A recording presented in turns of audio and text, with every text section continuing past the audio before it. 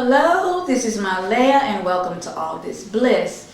Today we have Aveenatan again, and basically this is just a recap, an update on what has been happening in your life since the last interview that aired.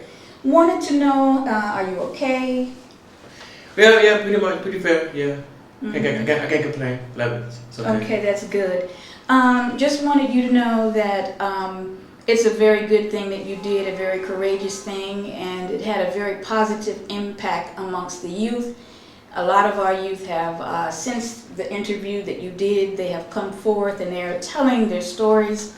And all of this is very necessary in the healing process that has to take place with the youth in our community.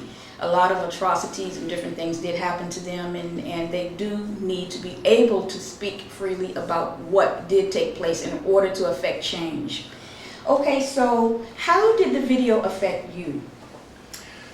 Well, it didn't affect me. Well, of course, it's my first video, so of course I didn't like it, based on maybe I was talking too fast or, so. It was my first video, so I hope the second video. Nobody likes the way they look and sound on film. Okay, so tell me, has the situation changed at all, Aveenatan? The situation between you and your family members in Dimona, more specifically your father, has that changed at all? Well, first of all, I want to take my time out to first thank you for allowing me and others who have something to say. Because like always in our community, you don't have a right to have a problem, or to complain, or to say I don't agree, or to say I don't understand. Right. You're not even allowed to say I don't understand nothing. That's what's sad about that, So thank you for giving us that chance to say, how do I put this? Ouch, that hurts. That's major. So thank you for that opportunity, because like my father, this was never to happen, as far as my father concerned and me.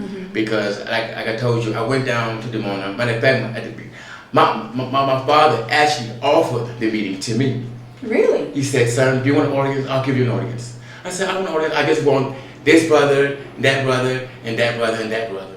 He said, "Okay, cool. He said, "But that brother might not be able to come." I said, "Why?" But he's the whole reason this whole thing started. That brother, So I ain't gonna go into that into detail, because as a community, we know what I'm talking about. So anyway, I waited a few days and nothing. Like I don't get my father, or I don't get the brothers in the community. They just drag it on, and then play you like you didn't ask nothing. Okay, so this was weeks ago. This was like a few weeks ago. Okay. My father said, "I'm gonna call you." And like always, for some reason I can go to him, and nothing happens. Nothing. I don't get it. And my thing is, me as a person, as a human being on earth, when you ask somebody for a favor or anything in the world, they should respond. It's common courtesy. As a human being. I mean, even if you can say, "Son, the meeting's not going to happen."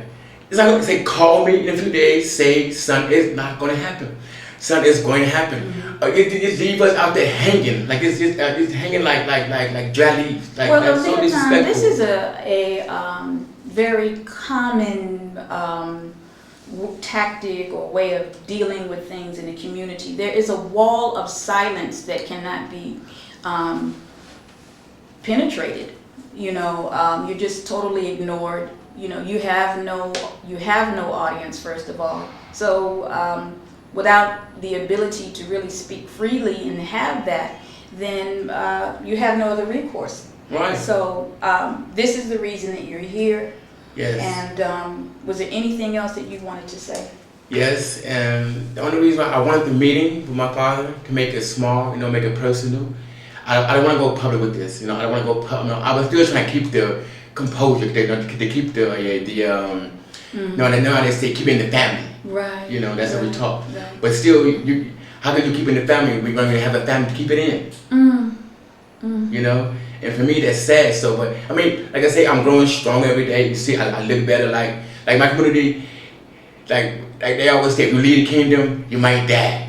You might hit a bad car, and then they'll call it spiritual. That was spiritual. You see, people against the kingdom. So that's what happens when you leave the kingdom. You die. You die. And then people in the community don't get sick or die. Right. And they'll tell you something like, well, all he gonna do is go to the beach, become an alcoholic or drug addict, and he gonna fail as a person. He's going to fail.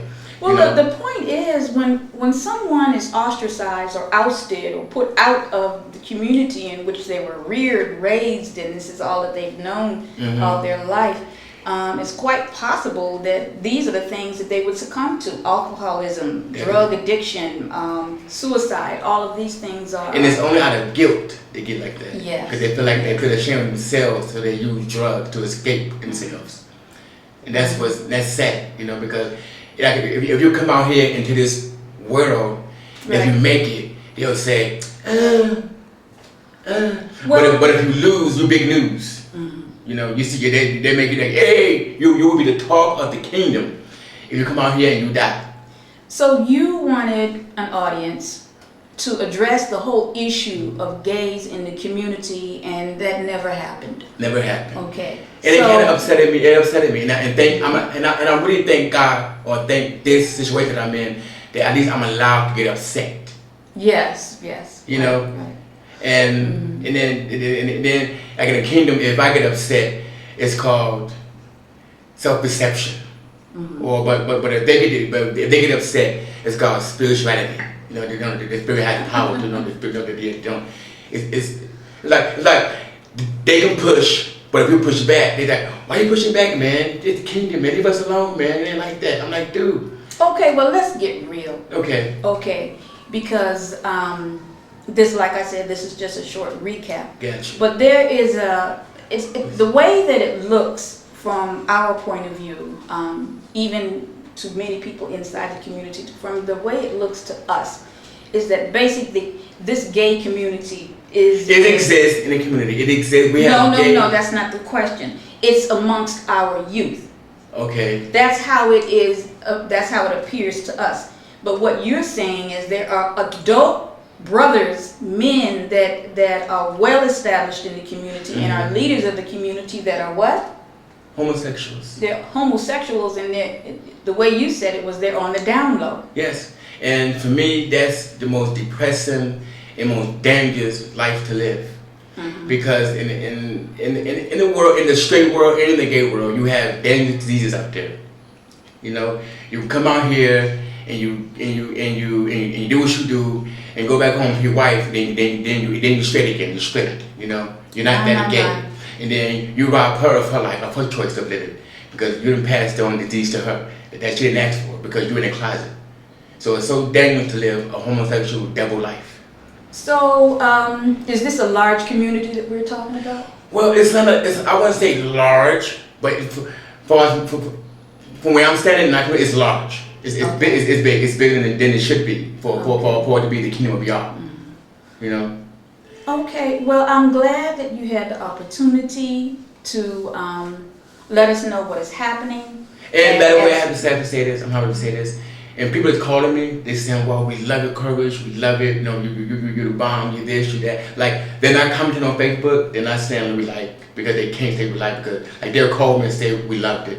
Some things we understand, and some things that it makes sense to them. But overall, they say they love the courage, and they say I'm making very, very good points, even though they can't say that in the meetings. Matter of fact, if there is a meeting, then they're not even talking about it. It's almost like, hey, you know, we put about that, you know. Do